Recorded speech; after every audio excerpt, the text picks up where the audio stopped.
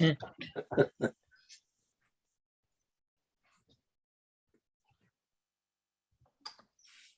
know what, Cindy? Why don't we kick this off?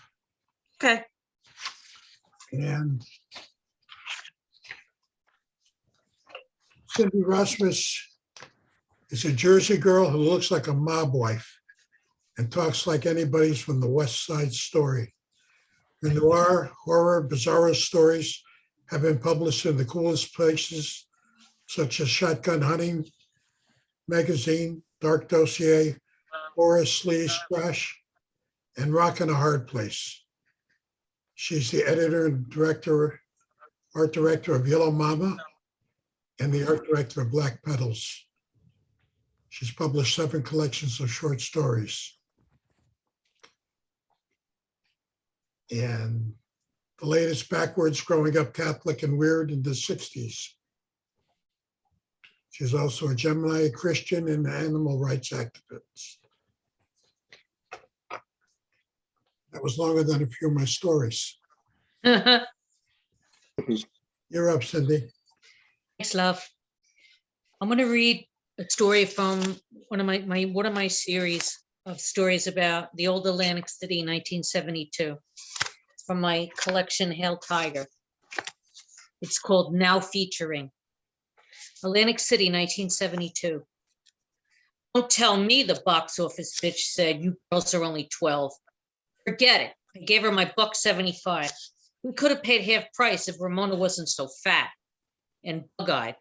Those thick glasses made her look like a teacher. Funny, because she was the dumbest kid at the hotel. Melanie, her sister, was the smart one. Smart enough to snatch Howard away, I thought. Imagining her red head in his lap drove me crazy. Till she came along, I was his favorite. But you're not 17 either. Box office bitch smirked. Couldn't be here without a parent. I forced a smile. Just had to see The Godfather. He looked away. Go on in. I hated Melanie, but Ramona was okay. Since Howard dumped me, we were stuck with each other.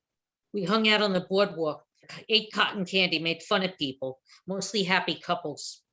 Every day I dragged her to Madame Tussauds. God, I love wax museums, especially the Chamber of Horrors. Gleefully, I imagined Howard and Melanie and all the torture devices. Maybe, Ramona said early that afternoon, we're meant to be together. Bullshit, I said. We were outside Steele's Fudge. In the window, the mechanical guy made fake fudge. We watched him, almost hypnotized. Besides, I said, they're too young. But you guys are 14 too, she said. You and Howard. What's the difference, Pam? God, she was stupid. Before I could answer, she grabbed me, pointed across the boardwalk. Jenny. Oh, shit, I said, but inside I was laughing. Jenny was this tiny, skinny pest, madly in love with Howard. Worse than me. One whole week in July she spent with Howard doing dirty stuff in the movie theater. The same theater Ramona and I were at, waiting to see The Godfather. She's not going to like it, Ramona said, real serious, that he's with my sister. No, I thought, she's not. Fantasies of Jenny slicing the bolt up soared through my head. All summer long, Howard had shown off his switchblade. If Jenny got hold of it, she was that crazy. At least I hoped she was. Jenny was from Allentown, PA. That was some drive to Atlantic City. Her family must have brought her back, I said. She can't live without him. From where we were, she looked even thinner. Haggard, like she'd been real sick. She didn't act sick. She hurried across the boardwalk like she was searching for something.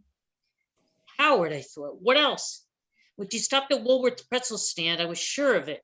That's where Howard worked when he wasn't hitting on the hotel's girl guest. But somebody else was working the stand. And suddenly, Jenny was gone. Come on, I told Ramona. We're going to be late for the movie. Once we sat down toward the back with our milk duds and tabs, Ramona said, think Jenny will show up here? I sipped my tab. Maybe she doesn't find him somewhere else. That the two of them might show up here hadn't occurred to me. What's to stop them, I thought. Sure was a couple's place, Howard's anyway. Could be up in the balcony right now together. Lights dimmed. Soon the movie would start. Hope it's nice and bloody, I said. I couldn't get into it. And it was just me, because everybody around us seemed totally absorbed. I mean, no mumbling or paper rustling, not for hours. That was unheard of. I pictured Howard and Melanie doing all kinds of dirty stuff. Some I'd done with him, but not enough to keep him. Because she was prettier than me. Probably the prettiest girl down Maryland. A bigger chest than mine, too. But I hated her. Wish I could hang her by that long red hair. From the balcony, I imagined her swinging. Look, Ramona whispered. Something was going on in the picture. Something bad. You could tell by the creepy, high-pitched music and how the camera took you through the house. At the same time, something was going on behind us. Sobbing. It wasn't part of the movie. At least I didn't think so.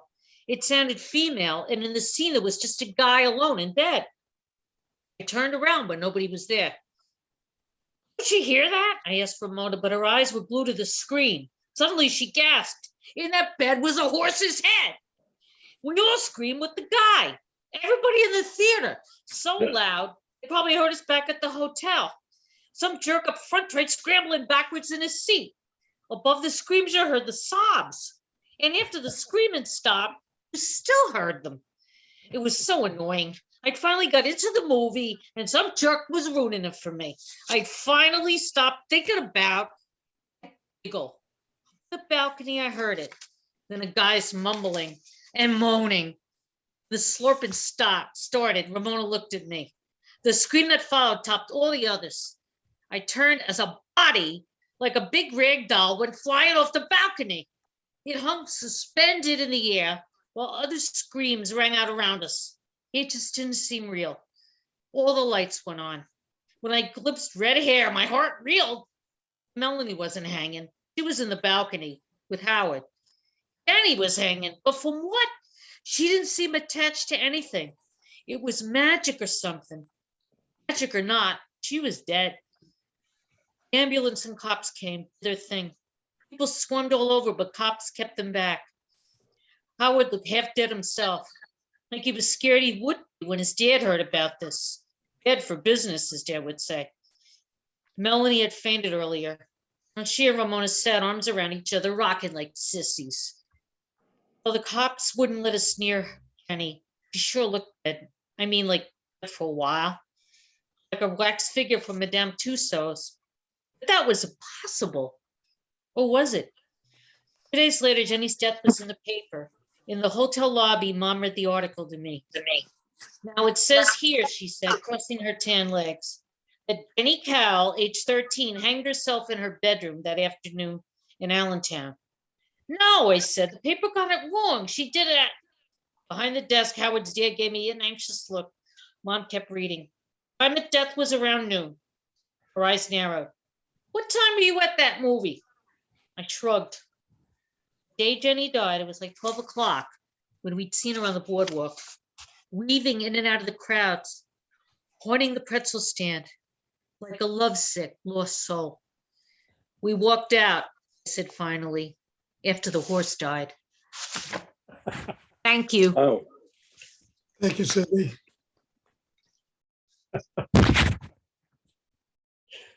uh,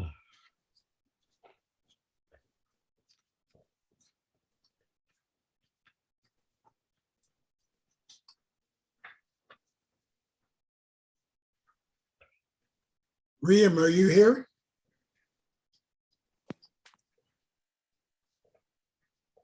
I thought I saw you. Okay. Our next reader is Hank Paper. hello, everybody. It's an honor to be here tonight, listening and reading with you. Excuse me for a second, Hank. If you push this, Time's up. if everybody who's not reading would just mute their screen, I'd appreciate it. Everybody would appreciate it. Okay. Thank you. Okay. I'm going to read one story tonight. It's called Hollywood. There are two things I've learned about Hollywood. One, nobody knows anything. Two, people often say yes because they don't want to be left out. Ken and I had had many meetings. with agents, directors, producers, lawyers, project managers, financiers, and hangers-on who knew at least one of the above. And many of them said yes, while others, while not quite saying yes, didn't say no.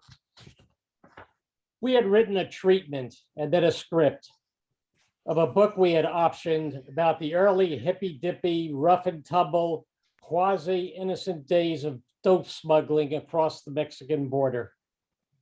A kind of folklore of dope smuggling that, in the handy jargon of Hollywood, was a cross between the treasure of the Sierra Madre and Midnight Express.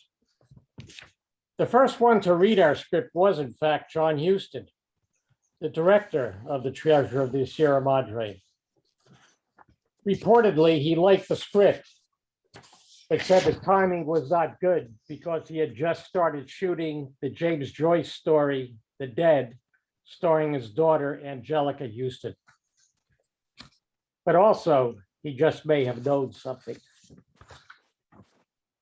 Several months later, Ken and I were standing on the corner of Sunset and Santa Monica Boulevard, discussing our latest meeting. Ken pointed to the New Art movie theater across the street, whose marquee announced Nicholas Roeg's film entitled Bad Timing. Ken made a remark about its possible prescience regarding our own project. It was dusk, and we could easily see the news banner sweeping around the top of a tall building across the street, announcing that Ronald Just Say No Reagan had just been reelected president. Well, Ken turned to me from the news banner. Thank you, Ron and Nancy. You just said no to our project. We had always wondered whether the country was ready for a movie about marijuana. Reagan just sealed the deal, or rather, the lack of any deal for us.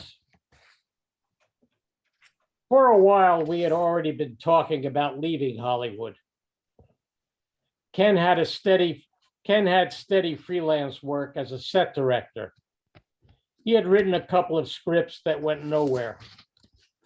He and his wife had always wanted to live farther north in Oregon or Seattle, where, if he wanted, he could continue his freelancing.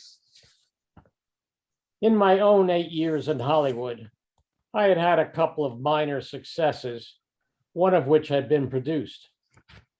It was all certainly fun while it lasted, but I felt I had shot my load. Plus, Lynn and I thought it was time our two daughters grew closer to our families back on the East Coast. Also, John was about to enter middle school, Jody the fourth grade. Neither was the kind of kid who would want to hang out at the beach and smoke dope.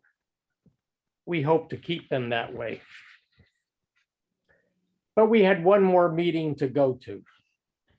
Coincidentally, it was with the producer of Nicholas Roeg's film across the street, and of many other notable British and American films. He was in this country briefly, and we were to meet him, or his representative, at the Polo Lounge inside the Beverly Hills Hotel.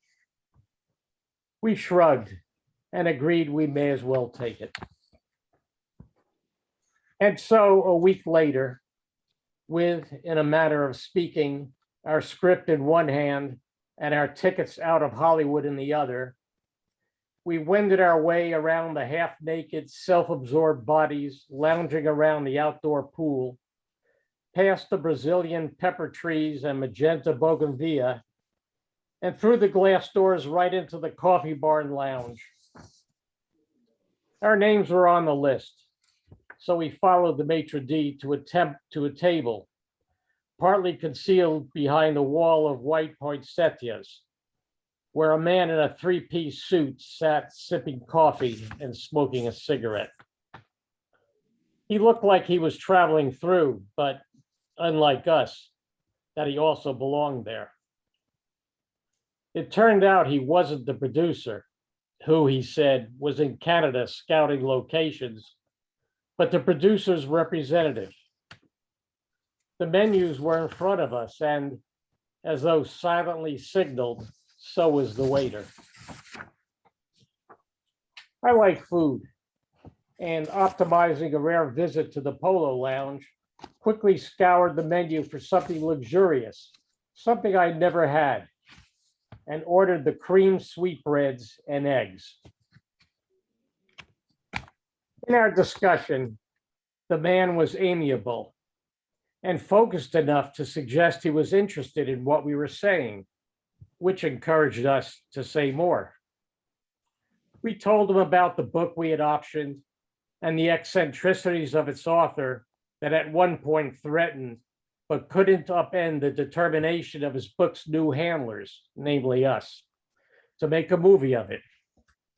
We talked about our two agents and lawyer who couldn't be more determined to be on the job, about the seasoned project manager who came aboard to do a budget for the film, about the directors we thought appropriate to the project, and the one who was willing to commit to it, about the huge untapped audience the film could ensnare. It was the latter point, I think, that ensnared our interlocutor, because he started talking about the unfair and ineffective legalities regarding marijuana, both here and in Britain, and then mentioned that his company would put $1 million into the project. Despite our studied nonchalance, everything in the room seemed to stop.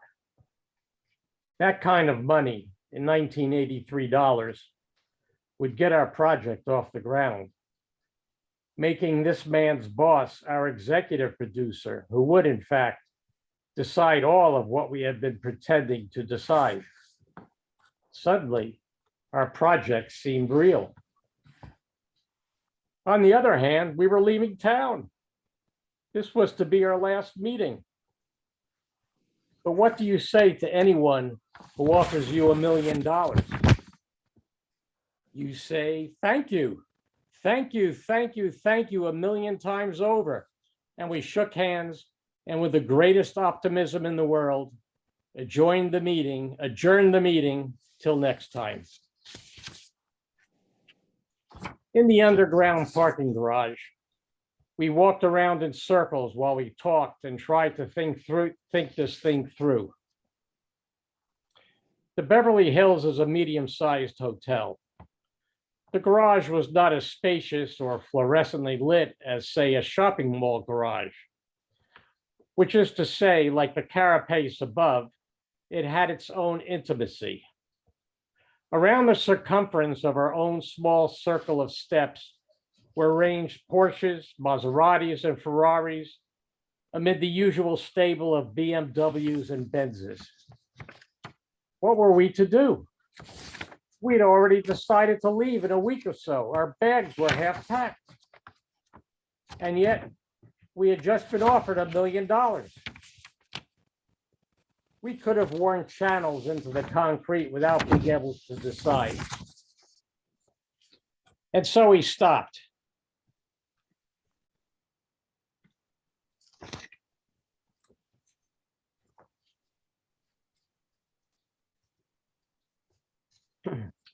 We could have worn channels into the concrete without being able to decide. And so we stopped, stared silently at each other, and walked off to our own cars, Ken's Subaru wagon and my Honda Civic. We postponed our leave-taking with continuing unresolved conversations between ourselves and with our wives. In the end, the phone calls from us to the producer and his representative remained unanswered. We never heard from them again. There was one good thing, however, that came from all this. The creamed sweetbreads and eggs was the best breakfast I ever had. Thank you. Thank you, Hank. Thank you, Paul. Paul, Yes? I've just been messaging with Sandra. She's waiting at the door to come in. You know, I don't have her on my list here. Sandra Arnold, yes. No, I have her as reading, but I don't have her is waiting. At the door? She says she's waiting at the door. And Paul, I just got a message from Riam, who's also waiting to get in. You know, the problem is that there were 2 Zoom meetings scheduled for tonight Okay, with me. And if they can sign into the other one, I can let them in. That's my only guess. okay, I'm gonna send her the other.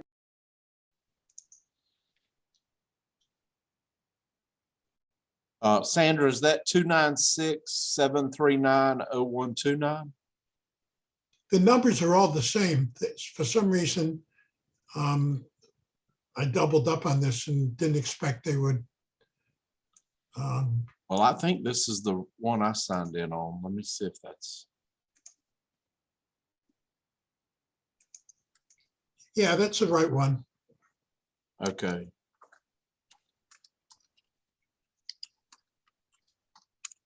But there were 2 different sign-ins for some silly reason.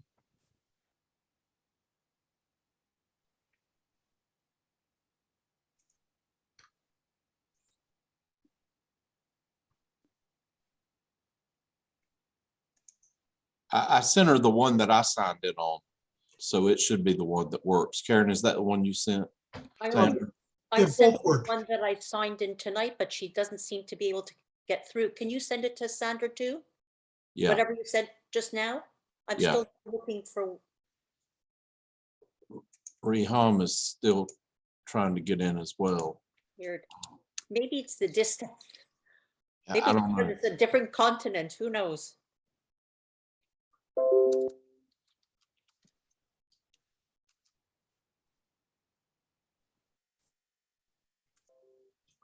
Well, when you went in to sign in, did you see 2 different? No, I just saw one. Yeah,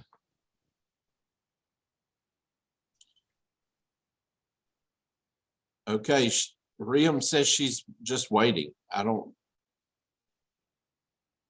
Sorry, I don't know how to work it that well myself, Sandra's also said she's waiting. but I don't know. Some other portal somewhere. I don't know enough about Zoom to be able to tell you what to do. well,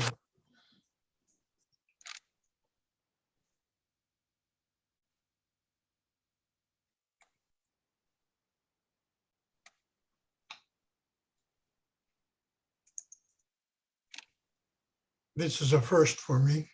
Is there I've heard people talk about a waiting room, but I don't see Right. one on here. No. Maybe it's only you could see it if you're the hosting. Right, and I've let everybody in who's come to the waiting room. Okay. So what I It's think, called the liminal space. okay, I just have 4 more people in the waiting room now.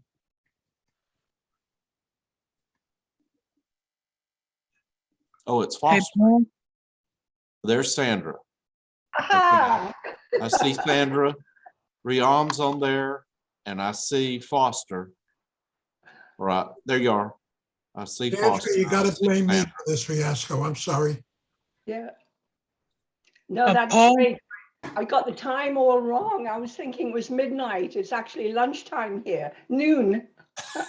No, it's just a matter of incompetence. Absolutely, absolutely. Not yours, it was mine. Hello, Liam. Fine. Hello. Hi, Niall, Hello, Rita. Sandra. Hello, Karen, everyone. So I'm glad. nice. I'm glad you all got in. I'm Karen. Hello. So Liam, would you like to start since you're here? Yes, Excuse me, Paul. I will give you your intro. Ria Madley is a flash fiction writer from Giza, Egypt. She is a pushcart and Best of the Net nominee. In 2020, her flash made it to the Best of the Net anthology. She won the Beckman Award in 2013 and won second prize in the Strands International Flash Fiction Competition in 2022. Her fiction has appeared in over 50 online journals. Her collection, Love is Make Believe, was released in November 21 by Clarendon Press. She is the first African Arab woman to have a flash collection published in English. As we say here, Mazel Tov. And you're up. Right, thank you, Paul. Hello, everyone. I'm going to be reading my piece. Mona wants to die, but she lets the weather decide.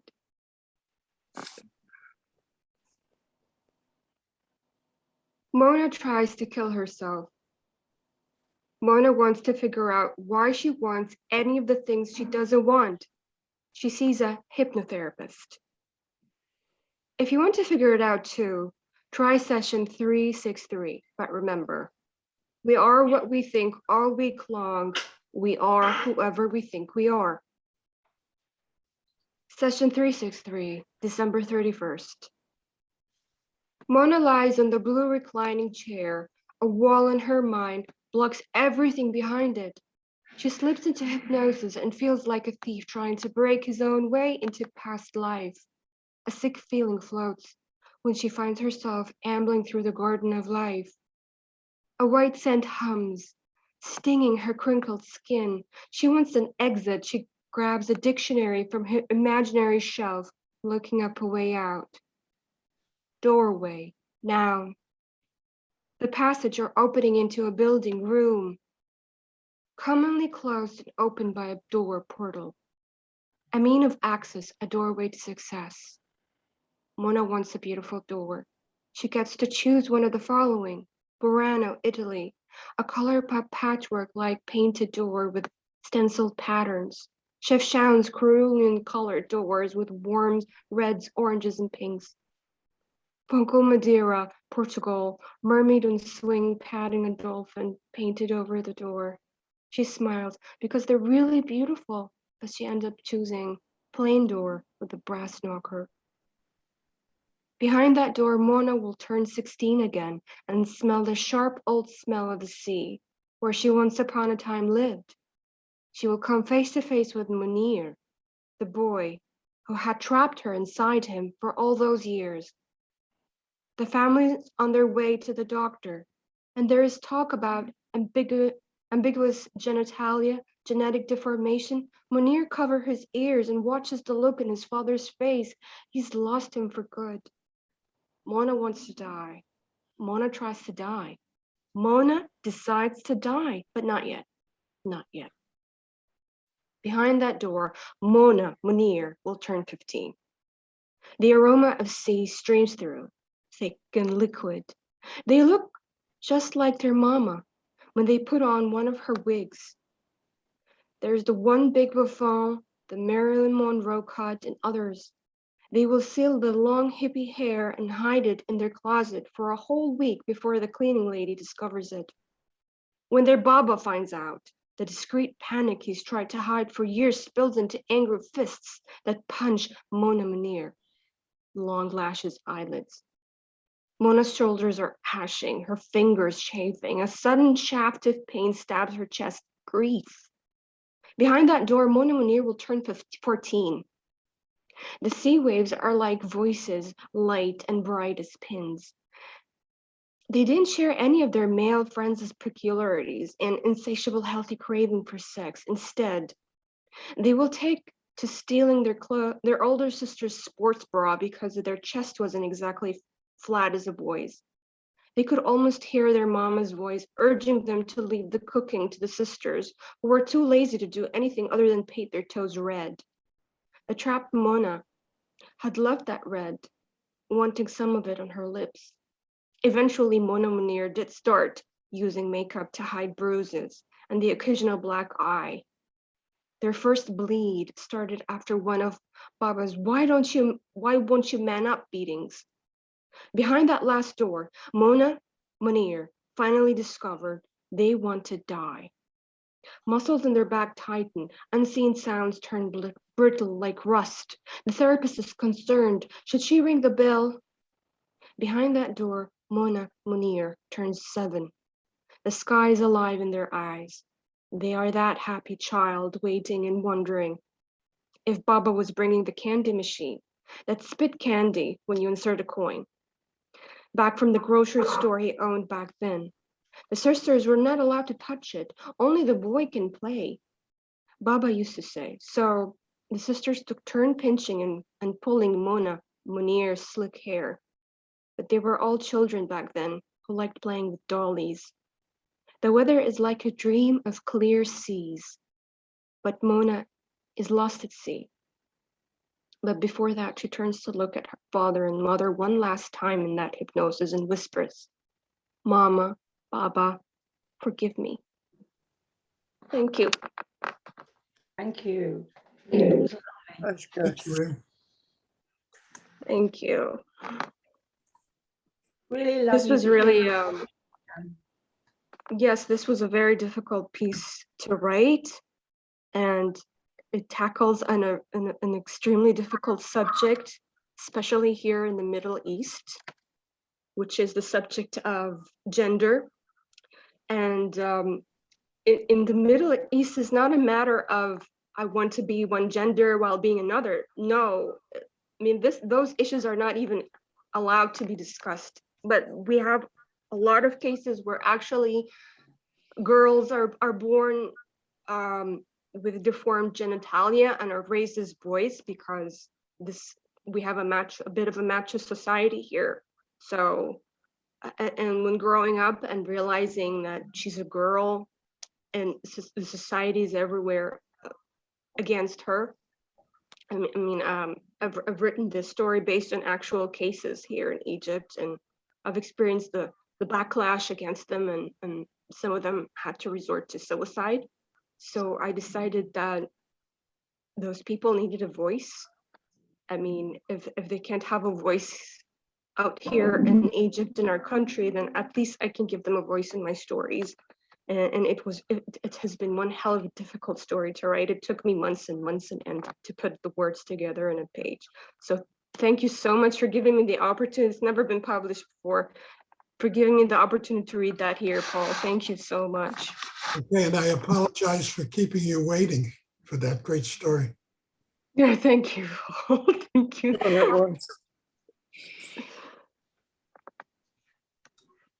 Our next reader is Barbara Black.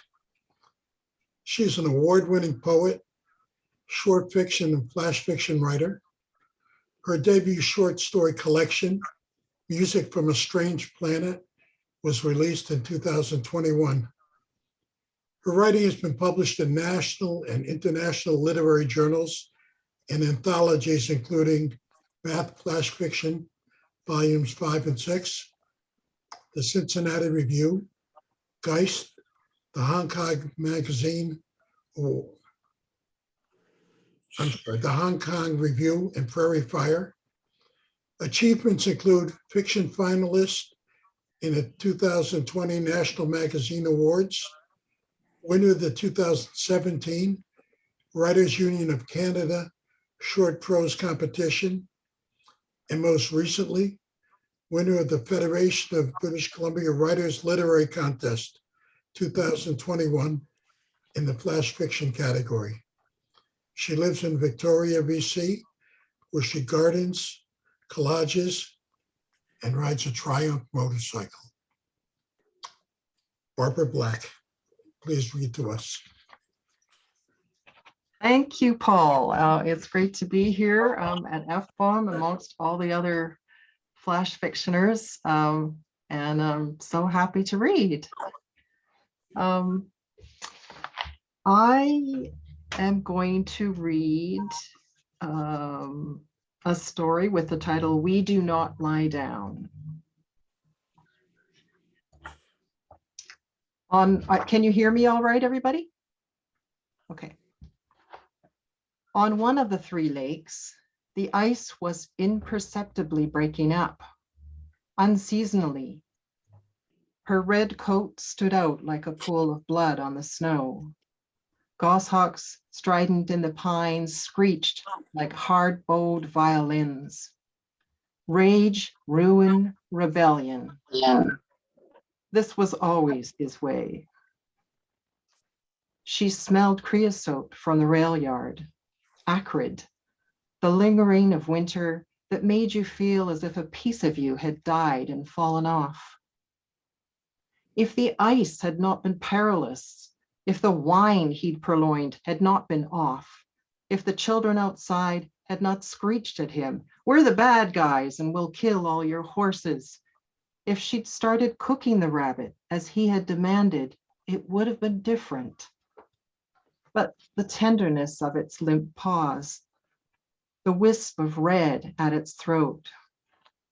He called it the gift of winter, when animals lost their camouflage and stood out against the landscape like targets. He especially liked hunting rabbits. In his previous life, he'd been one, he said. By eliminating them, he believed he could preempt the cycle of reincarnation and the possibility of becoming one again.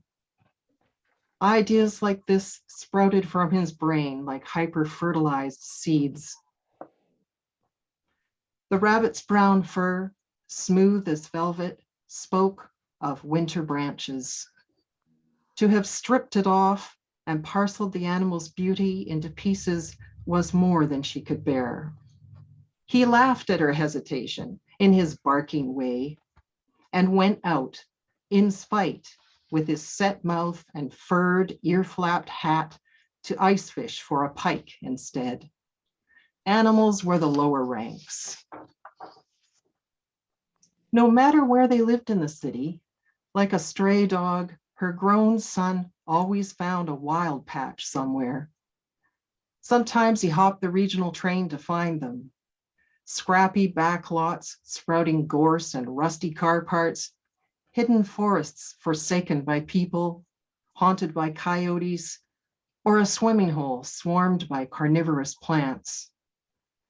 It was his way of staying alive. But it was an illusion that he blended into these places. What he sought was to assert his spot at the top of the food chain. He ate whereof he wilded. He lived a camouflage life. At the third lake, she thought the birds sounded more frantic. The leader of the search team spotted the boot prints that she tried to convince herself did not look crazed. Hauled up onto the ice, her son was finally still. She felt in the marrow of her bones the terrible beauty of him. He looked like a child again, bewildered and open. It would only be later that she would discover that the lakes he called Cody, Crockett, and Carson, after three famous hunters, were not known by these names locally.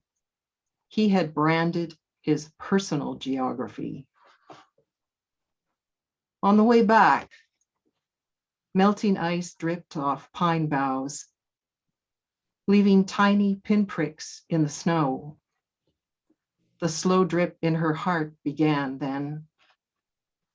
She remembered believing as a child that birds see their songs as a series of notes flowing out into the winter air.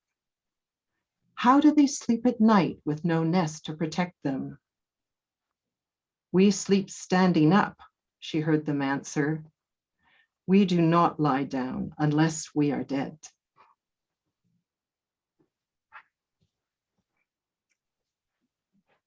Thank you. Thank you. You gonna read another? I could, yeah. How about I will read a short one. It's based on a series I've started called Authentic Fabrications of My Ancestry, which is, I do have background of my family history, but there's holes. And so I filled the holes with some fiction.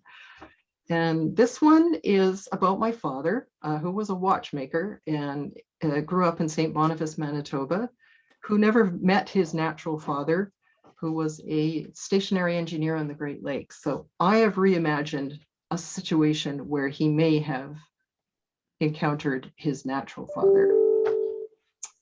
Watchmaker as infant. St. Boniface, 1929. Month of mosquitoes and midges. Fly strips hang like tarry tongues. House pants through the open door. Beyond, the Red River hints at a future river out west. Its eddying leaves your recurring dreams. For now, you are a little ticker in your bassinet. The machinery of your life is underway. 7:50 train passes, rattles 37 small bones of your rib cage. Station master consults his timepiece. Summer has arrived on schedule. Sky a sopping towel, a sauna of creosote and wood sap, small fires burning. Hygrometer holds steady at 95. In the kitchen, your mother hears the hour hand click to 8. A tall man knocks on the air before the door, late with the falling sun, mainspring where his heart should be. He enters. Ribbons of stuck flies caress his head. Your mother nods. They do not kiss. His name is James, like yours. You are mirror image bastards in different ways. He squints down at you as if through an eye loop, pocket watch beating in the pocket of his vest. Focus on this moment. His blue eyes are yours. They are two Great Lakes, a ship exhaling steam, a coal-fired boiler. Inside the cinders of your mother's heart. Thank you. Thank you very much. Thank you. Thanks for having me on. I'm enjoying it. Good. By the way, I love the mermaid behind you. Oh, yeah. I'm a diver and a snorkeler, and I waste my time looking for seahorses. You haven't seen a mermaid yet? No, I don't. Darn it. Never thought to look, They're very mysterious. I guess. Our next reader is Brad Rose. He was born and raised in Los Angeles and lives in Boston. He's the author of 3 collections of poetry and flash fiction, Pink X-Ray, Detonations, and Momentary Turbulence. 2 new books of prose poems, Word and Edgewise, and No Wait, I Can Explain, are forthcoming in 2022. 6 times nominated for Pushcart Prize and 3 times nominated for Best of the Net Anthology. Brad's poetry and fiction have appeared in the Los Angeles Times, the American Journal of Poetry, New York Quarterly, Puerto del Sol, Clockhouse, Cloudbank, Lunch Ticket, and other publications. He's also the author of 7 poetry trap books, including the recently released Collateral and Funny You Should Ask. His website is bradrosepoetry.com, and I'm sure we're in for a treat. Brad? Thanks very much, Paul. I really appreciate it. I feel like a cheater in this group because I basically write prose poems, and I know this is supposed to be fiction, but anyway, thanks very much. I appreciate you having me on. I'm going to read 5 pieces. They're 1 paragraph each. The first one is called Devil's Workshop. Over the weekend, I frantically transcended my spatio-temporal limitations. Faster, faster, shouted Lickety-Split, my Germanic life coach. Luckily, most people die before they're killed. To compensate for my tendency toward early satiety, I wore the devil's red ribald shoes, only 1 size larger. Of course, on any given day in America, you can find in jail 500,000 nearly innocent people. who pleaded not guilty. Humanitarian weapons will soon be arriving by chartered planes and tanks. Till then, just try to act normal. I don't know why the universe is expanding. Maybe it's running away from itself. Let the stars and planets speak for themselves. They don't need an attorney. Before I become prematurely famous, I'd like to raise one or two salient points. Triangulum is the most distant galaxy visible to the naked eye. People who like the smell of gunpowder often fall in love with people who will later murder them. Put on some clothes, Muppet. Clean hands are the devil's workshop. Lucky animals. What's your lucky animal? Hey, mine too. Just think of all the miracles the devil provides. See how the impulsive prairies flatten themselves into routine heydays?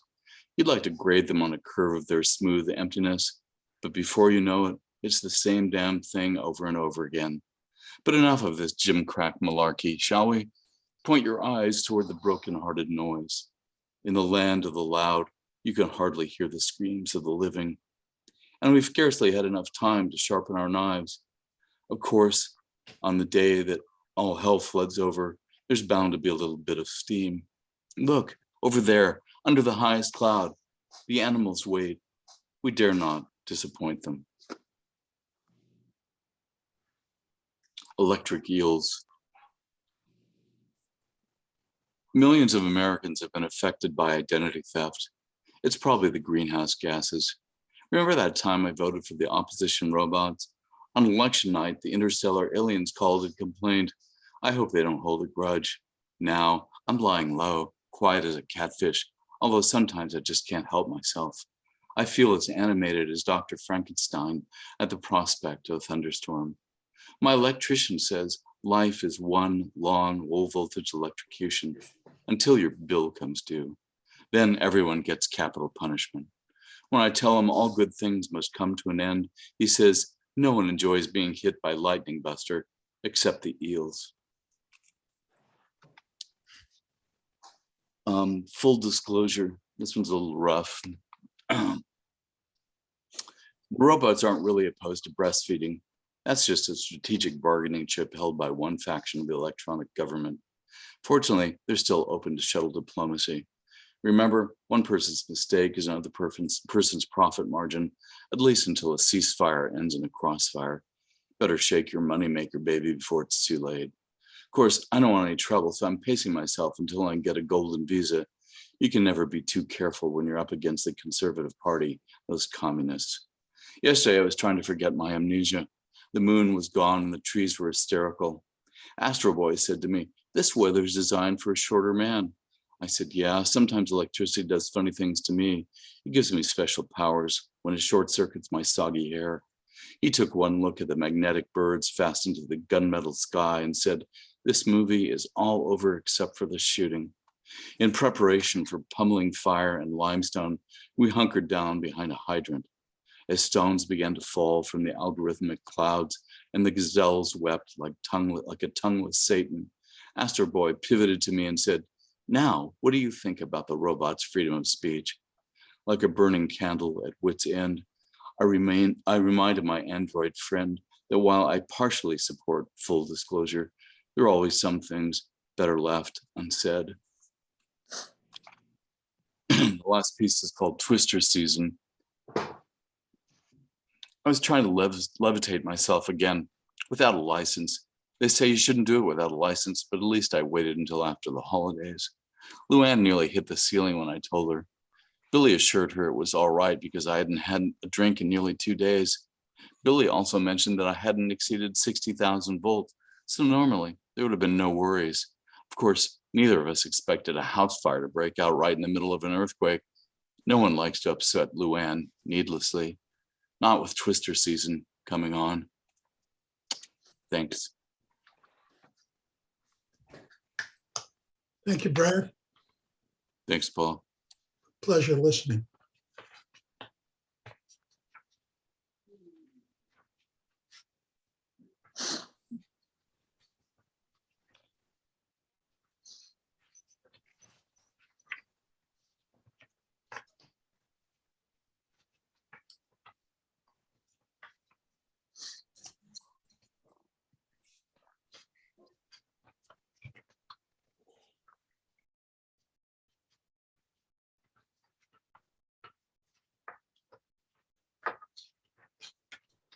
I'm sorry for fumbling here, but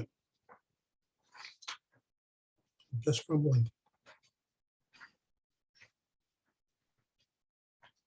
With practice, you can get really good at it, Paul. Fumbling, Yeah, that's my strong point.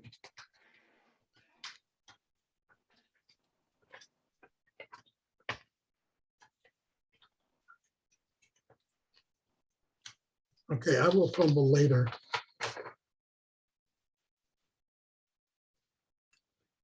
No, I'm going to fumble now. Our next reader is Karen Schauber. So flash fiction appears in 70 international literary magazines, journals, and anthologies. She's editor of the award-winning flash anthology, The Group of Seven Reimagined.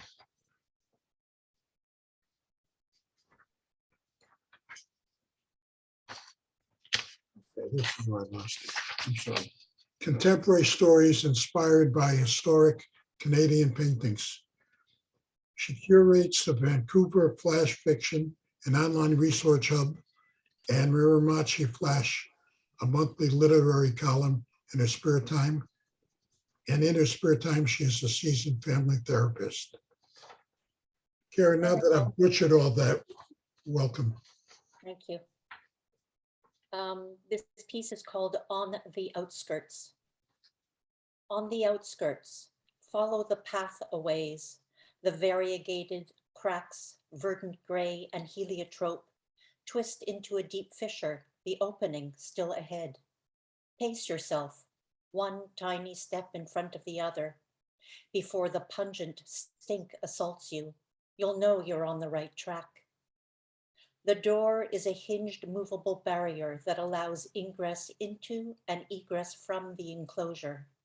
The created opening in the wall, a portal. Push it hard. It creaks and groans like violin practice, scratchy, like when the bow is placed too close to the bridge. Cover your nose and mouth with your other hand.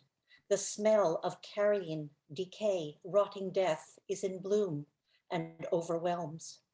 Stop coughing. You will attract the shoe bill. It too overwhelms when aroused. Look down at your feet. Be afraid of black mamba snakes, the ones that coil and writhe and slither. They are all around you. Follow the widening groove until the light dims through overhanging branches. The canopy above is filled with trumpeted song, spotted pardalote, northern flicker, bush tit, and dark-eyed junco flitting from limb to nest, secreting notes, deafening in the radiant hour. You do not have much time, hours at most. The legs of the giant huntsman spider, long compared to its stumpy body, twist forward in a crab-like fashion. It will guide you.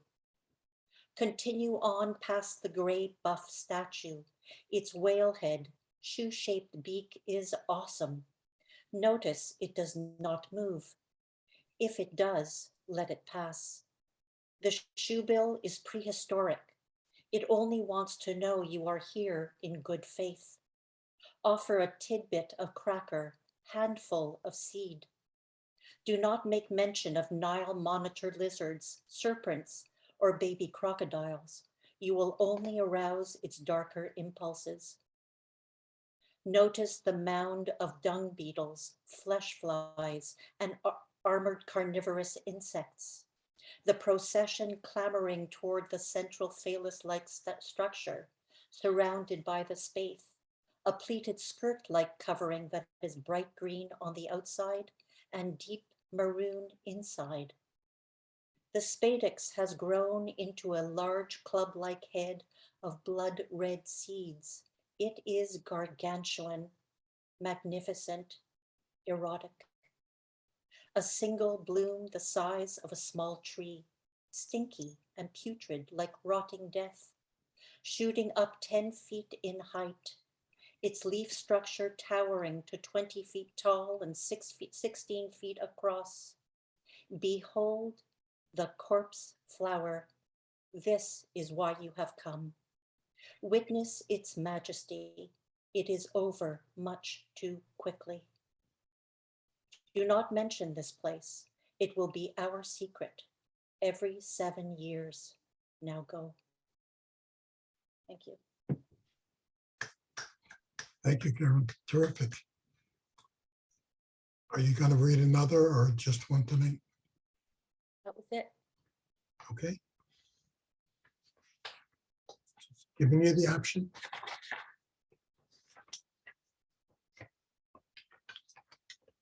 Miles Reddick is an author of a novel, two-story collections, and a novella.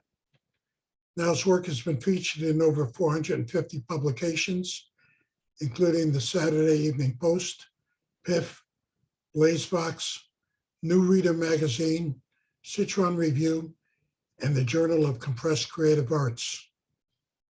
His website is nilesreddick.com. Niles.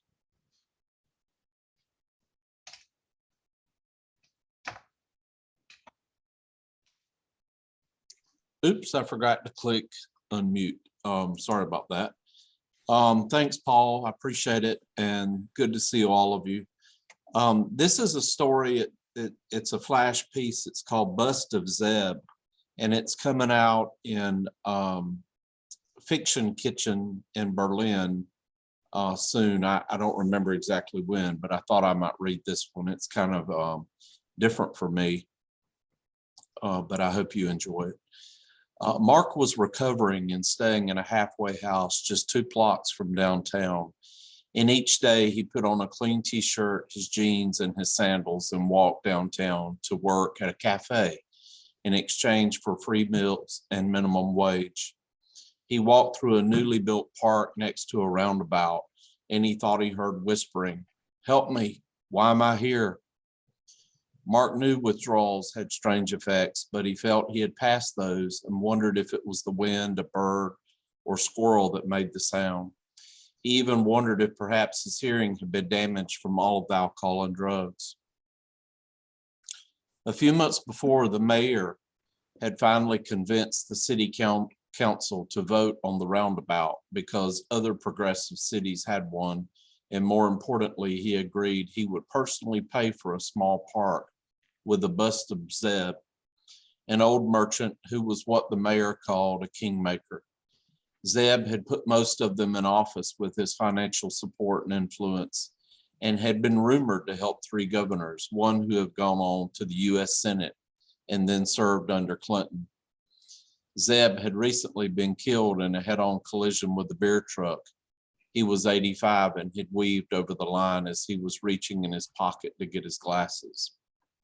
The mayor and others had a nice dedication, but the bronze bust looked like a ritualistic shrunken head from the Amazon jungles of Peru. Tribes believed shrunken heads held the souls of the deceased and wouldn't harm them. One of the council members commented, "Mayor, if you couldn't afford a realistic bust, then we could have come up with a difference." "Well, Zeb's head always seemed a bit small to me," he responded. "But he had big ideas," the councilman responded, and they all chuckled. On his way back to the halfway house, Mark sat on the bench next to the pedestal where Zeb's bust rested. He opened the brown paper bag and bit into his turkey Reuben sandwich. "Get me out of here," he heard. Mark looked around. He recalled hearing the earlier whisper. He decided to try something. "Is someone whispering to me?" "Yes, you can hear me?" "I believe so." "Can you get me out of here? If you can't, can you at least get this bird shit out of my eyes and off my nose?" Mark turned toward the bust of Zeb. He put his sandwich back in the bag and took his napkin, spit on it, and rubbed the shit off the bust. "Is that better?" "Yes, thank you. Can you go to the mayor's office and tell him I'm in here? I'm an old friend of his. I'm a bit pissed that he made a shrunken head out of bronze. Everyone laughs at me when they drive by. I knew I shouldn't have supported him. Even the birds have turned me into some sort of target." Mark said, "Well, I can't do that today. Maybe tomorrow if I have time." The next day, Mark walked a different direction to the cafe downtown, but walked past Zeb on the way back to the halfway house. Hey, did you see him? Not today, but maybe tomorrow, Mark responded. Supposed to get cold. Can you bring me a knit cap to put on my head? I'll see what I can do. On the third day, Mark put a knit cap on Zeb's head. Hope this will keep you warm. Thank you so much. Will you see the mayor today? You know, Zeb, I think they'll put me back in detox or increase my meds if I go see the mayor and tell him a shrunken head statue is giving me messages, unless you can give me some sort of specifics. Tell you what, you got any money? Dude, I'm not giving a shrunken head statue any money. No, listen, tonight is the lottery. Use these numbers and get one ticket. Don't be greedy. You can only win once. Write them down. Matt took a pen from his pocket, jotted the numbers on his paper sack with his supper inside, and thanked Zeb. He stopped in the convenience store, bought one ticket, and that night when the numbers were announced, he learned he'd won $1.5 million. He took an Uber to the lottery office, showed his ticket, and they wrote him a check minus taxes. He put the money in the bank, got a couple of blank cashier's checks and a Platinum American Express. He bought a convertible Porsche, a condo on the lake, some furniture, and some new clothes. One day he drove by the halfway house, cruised through the roundabout, and waved at Zeb. He wanted to thank him, but he thought it might be weird if someone saw him talking to a bus that looked like a shrunken head.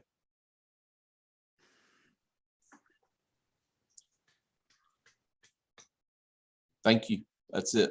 That was very good. Thank you, Niles.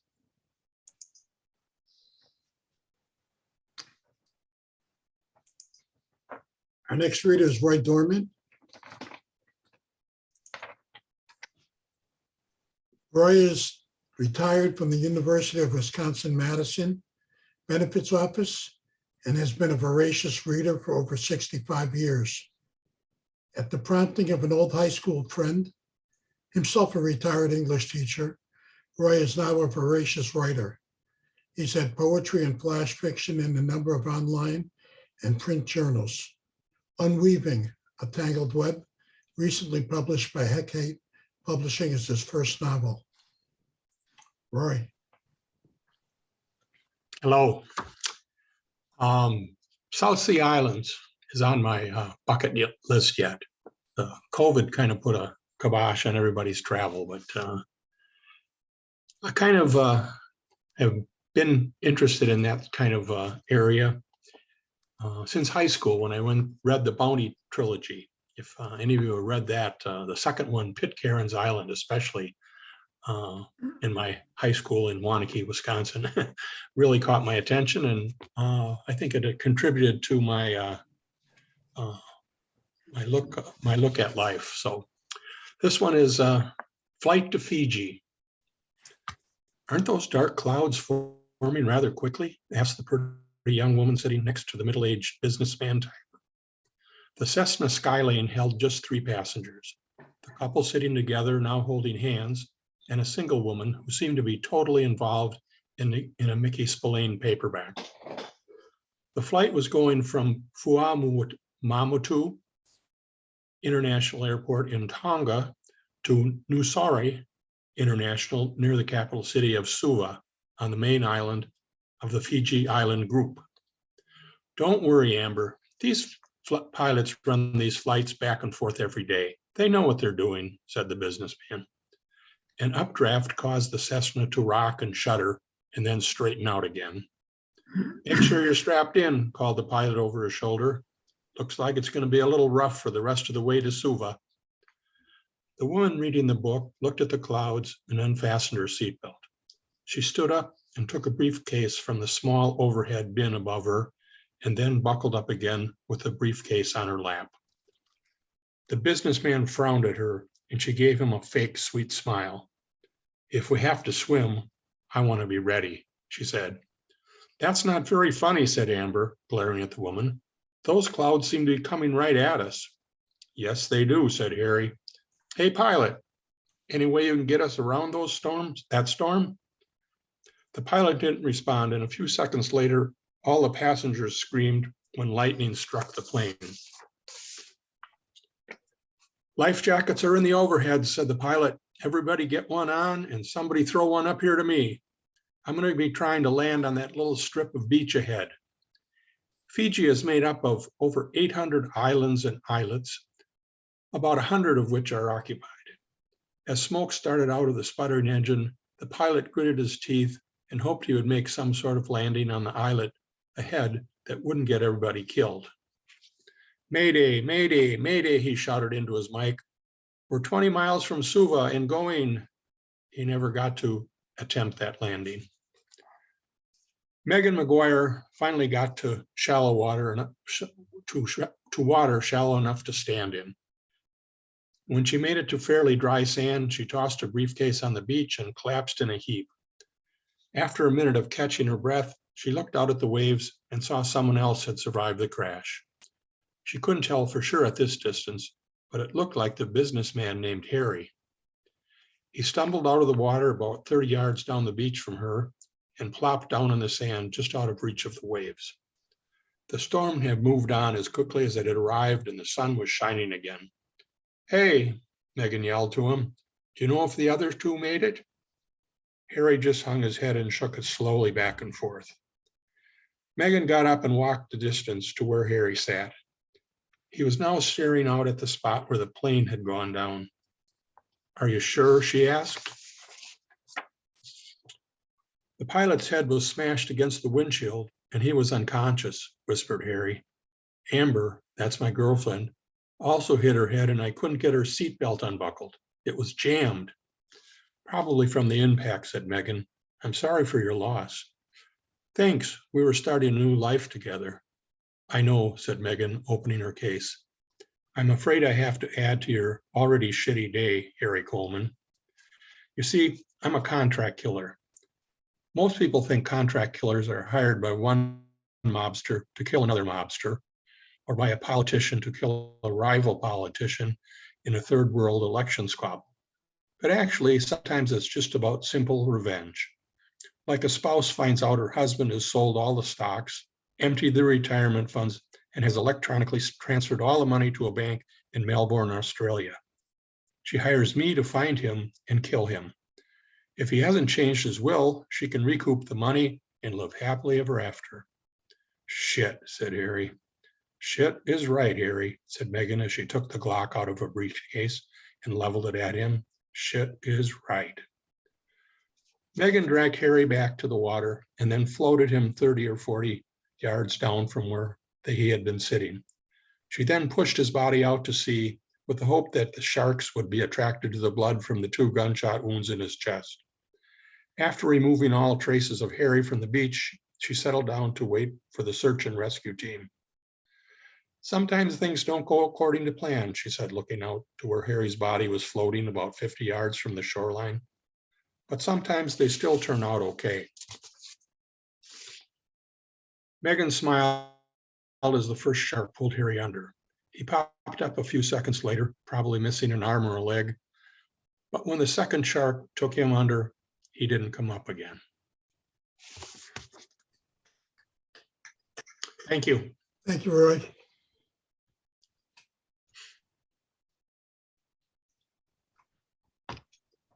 Our next reader is Chris Bowen from Cleveland. Oh, thank you, Paul. How you doing, everybody? I'm Chris Bowen. I'm from Cleveland.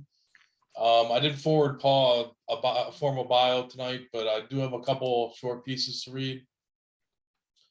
One of them is going to be in Sunspot Lit coming up soon. They just accepted it. Let me just go ahead and read them. This one's called We Haven't Eaten. We bought the house on a quiet street like a deep sigh. Children played kickball. There was a sign that said, slow down. She planted the rose bed first and over the years put fish bones and bone powder at each of their bases. The calcium helps them grow, she said, holding a flower by the stem so as not to prick herself. She puts down a fish, an offering, at the boneyard. We haven't eaten fish in 185 days. She puts the bones over the deep, dark mulch in early fall, and I have no idea where they ever come from. I don't love her anymore, but sometimes when she's about to go, she kisses me on the cheek, and I miss the woman she was more than when she's even around. And this is the other one. It's called Aftershave. Let me see here. The door to the donut shop opened as it had a million times before. A chime on the door ringing, telling her the baby was there like an angel getting its wings. Mrs. Bryant hated the draft on mornings like this. It was not a police station or firehouse or hospital. It was not an emergency. Between the teen's arms was the child, the girl asking the apron clerk to come and sit with her. You don't want a donut, sweetheart? She asked from behind the counter. Just come, sit with me, she motioned. Mrs. Bryant obliged. The clerk walked from around the oval countertop, pulled out a chair, and sat beside the girl, whose eyes began welling up. What's the matter, honey? What's wrong? Nothing. I used to come here with Grandpa and meet his friends when I was young. Sunday mornings, old men in hats that smelled like aftershave. I'll take a cup of coffee, no cream, 2 packets of sugar, please. The clerk shook her head a bit, got back up, and went around the counter to the coffee urn. She turned her back, pouring into a ceramic cup, saying something out of place, reaching for 2 packets of sugar. This is the way we sent Moses down the river. A bell rang in the background. And that's the end of both my pieces. Thank you, everybody. Thank you, Chris. Thank you, everybody. Our next reader is Foster Treecoast, and I don't have a bio, but you can share it with us if you'd like, Foster. Hey, Paul. Hey, everybody. My bio is really short, so I don't even know if I need to say it. It gives something like Foster writes stories that follow his attention span, sometimes short, sometimes very short. And that's about it. So I'm going to stick with that. That's a great one. I'm going to read a piece that I've just finished working on. Well, actually, I mean, are we ever finished working on pieces? But this one's called An Old-Fashioned Funeral. The handwriting was so overly scrolled, some letters looked like caricatures. I never knew funerals could be by invitation, but there'd been a death, and somebody wanted me at the service. I returned the card to its casing and placed the call. Asked the answerer if he'd received an invite. Continuing his role, he said he had. Then we swapped roles and he asked if I was going. I unsheathed the invitation and read it again, then said, I'm not entirely sure what I've been asked to attend, but I'll be first in line to find out. Seasoned socialites filled the parlor alongside newly assigned A-listers. I claimed neither type, but a shared curiosity landed us in the same place, that in the open bar. Occasional guests were given closer scrutiny, but only because they had yet to master the rules of invisibility, a skill that would allow their attendance to be recorded only in the register.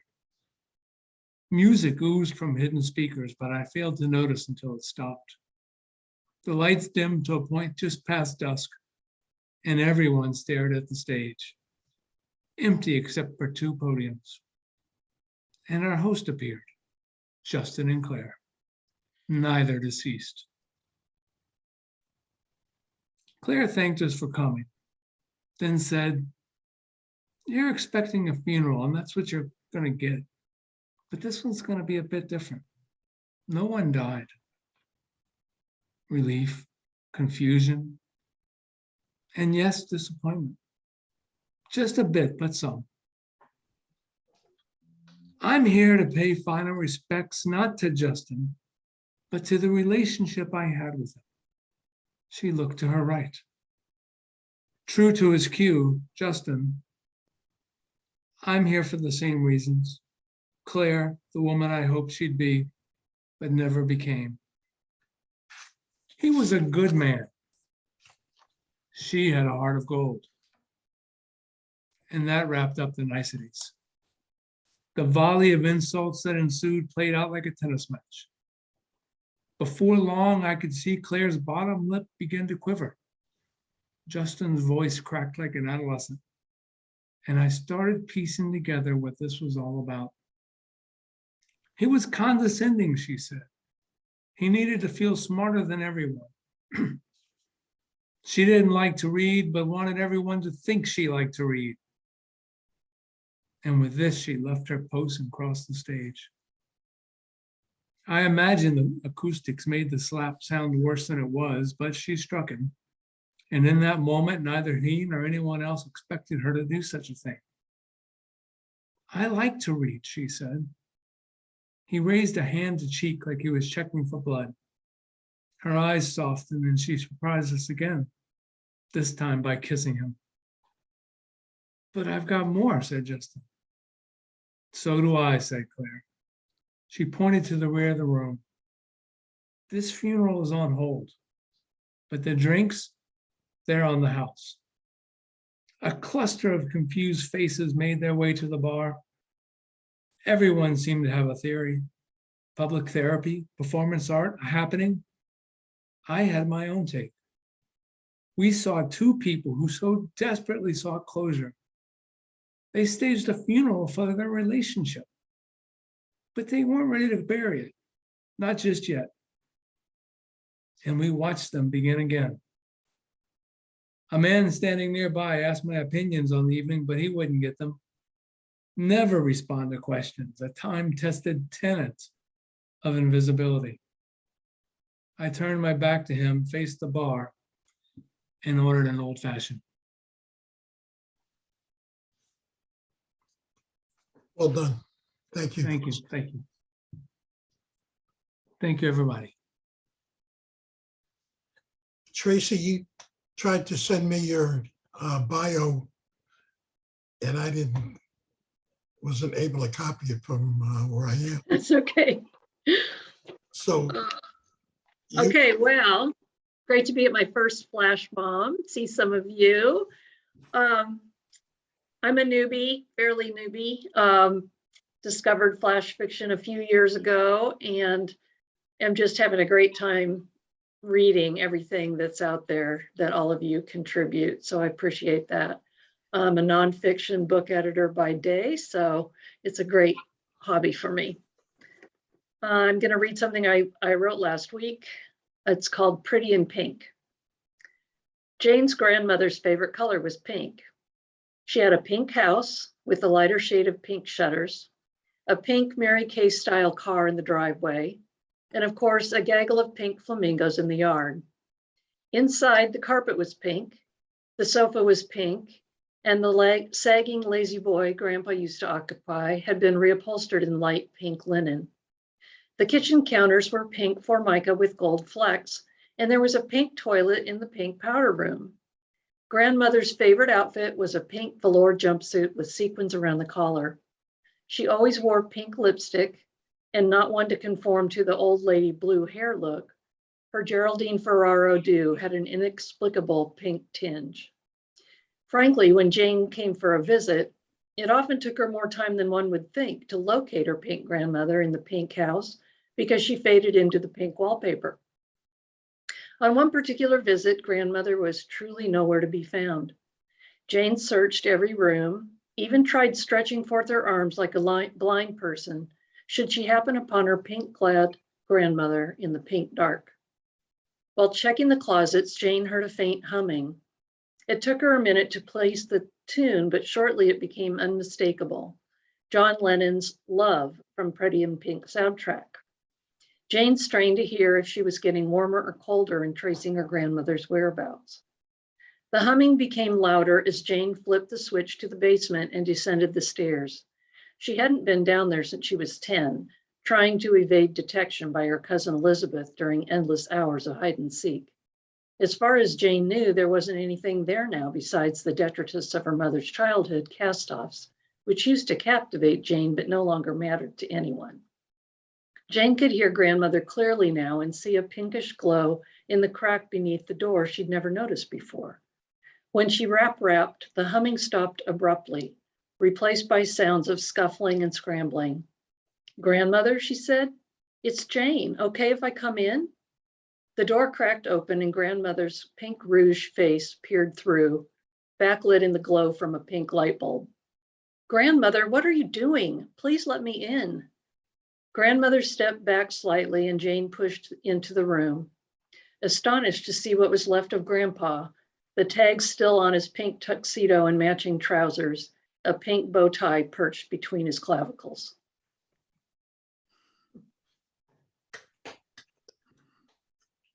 Thank you.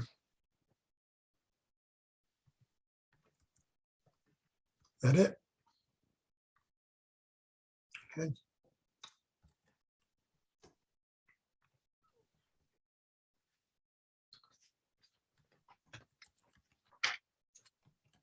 Well, Karen,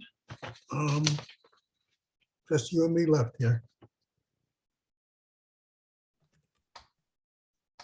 My pleasure to introduce our inimitable host, Paul.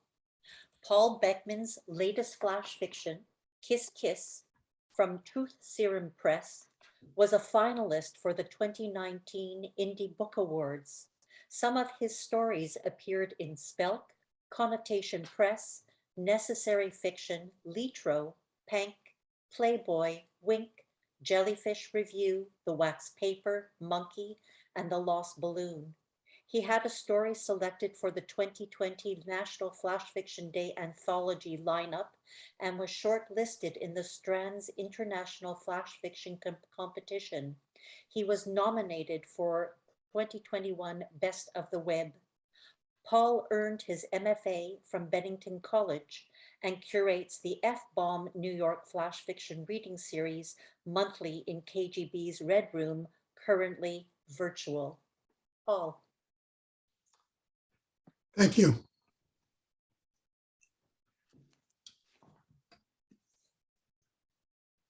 I have a book called coming out with Gloria Mindak at Savannah Brave Up Press, called Becoming Mirsky. And this is one of the stories. 4-year-old Mirsky's first funeral. Our mother sent my brother and me to sit next to our father. "Don't fidget," she said. "He doesn't like fidget." "He's already upset," I said. "He's sitting alone and crying." "At least he loved your grandmother," she said. My older brother, by 1 year, didn't speak to our father because he moved and left us. I didn't care because he only spoke to me to correct me or call me names. Mom said we should sit with you. "Don't talk or fidget," he said. "Can we breathe and cry?" His look said it all. Grandma was in a closed box at the head of the room. The funeral director, Robert L. Graves, walked from the anteroom where the family was receiving visitors. The immediate family entered and took their seats in the front 2 rows. A curtain parted behind Grandma, and a string quartet played Russian music. My Aunt Lizzie, the only unmarried sister, walked over to us and spoke to my father. "Ben," she said, "it's not too late to make amends. Go talk to Lily." My father didn't speak. Director Graves said, "By request of the family," he pushed the button on the coffin and the top half opened. I asked my brother if Director Graves was going to saw Grandma in half. "Don't be stupid," my father said, and got up to get in line to see Grandma in her coffin. We followed him and he stood still in front for a long time, staring down, and then kissed the coffin. My brother and I looked in at Grandma and I said, "She looks real." And my brother said, she is real dead. I reached in to touch her, and my brother told me touching a dead person was a sin. The band played a foxtrot. My father got up and walked over to my mother and held his hand out. She paused, then took it, and they danced beautifully around the coffin, down the aisle, and back to my mother's seat, where my father bowed and returned to his seat. My mother always said that for a big man, Dad was light on his feet. I asked him if he felt light on his feet when he danced with Mom. He shot me another look. Director Graves introduced a rabbi who spoke in Hebrew, English, and threw in some Yiddish. He told stories about my grandfather leaving Russia, working and sending boat tickets for Grandma and his parents. Gramps sat, tears running down his cheeks. None of the 7 sisters spoke to each other until they got back to Grandpa's house and washed their hands from the pitcher and bowl on the front stoop, and then put the food out. Food loosened their tongues, and they spoke to each other, complimenting each dish, Mr. Graves and the rabbi. Dad never showed. That's it.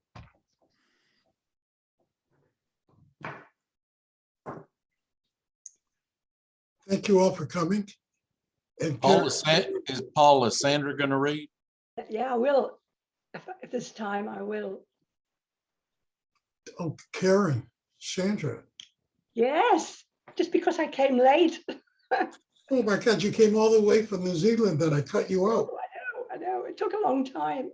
First, I don't let you in, and then I don't let you read. They're just 2 very short pieces. Is that okay? You can read the dictionary if you'd like. I owe you. No. And I don't have the bio on you either. Except that I want to say that Sandra's a wonderful writer. I read everything I can of hers, and so do most people. Please, Sandra, forgive me and read. That's all right. Thank you, Paul. The first story is a very short one called The Earth is Full of Bones. And this has just been published in Kitchen Fiction Berlin. The new school was meant to be a fresh start, but the pattern quickly reverted. Just ignore them, her foster mother said. They'll soon get bored. So every afternoon she headed home across the bridge, eyes down, ignoring the 7 boys. But they refused to be ignored. And there was no sign of boredom when they started pelting her with stones. She decided a change of tactics was needed. When one of them came at her with a dead rat, she whipped out a knife. 6 of the boys dropped their stones and ran. The 7th stayed, waving the rat in her face. She pointed the knife at his throat. He backed away until he was hard up against the rail of the bridge. She heard the whistle of the train just before she pushed him over. The coroner said she'd been an exemplary witness. The 6 boys maintained silence. She maintained years of invisibility until she could leave. Many jobs, many countries, many lives. 30 years later, she returned. She went back to stand on the bridge one last time to measure how far she traveled. Rounding the corner, she saw an unfamiliar scene. No bridge, no railway tracks. New houses filled the spaces. New children filled the gardens. She stopped roaming and bought a house with a garden. When she began to dig, she found the earth was full of bones, human ash, pets loved long ago, roots entwined in lost rings, moonlight trapped in tall grass, shredded dreams drifting like smoke alongside scents of soil and sheep, sighs of the newly dead, cries of the newly born. She remembered the songs her mother used to sing in the before time. She planted the songs and listened to the garden filled with music. And this one is called The Lighthouse Keeper. It's just been published in Inscribe from Australia.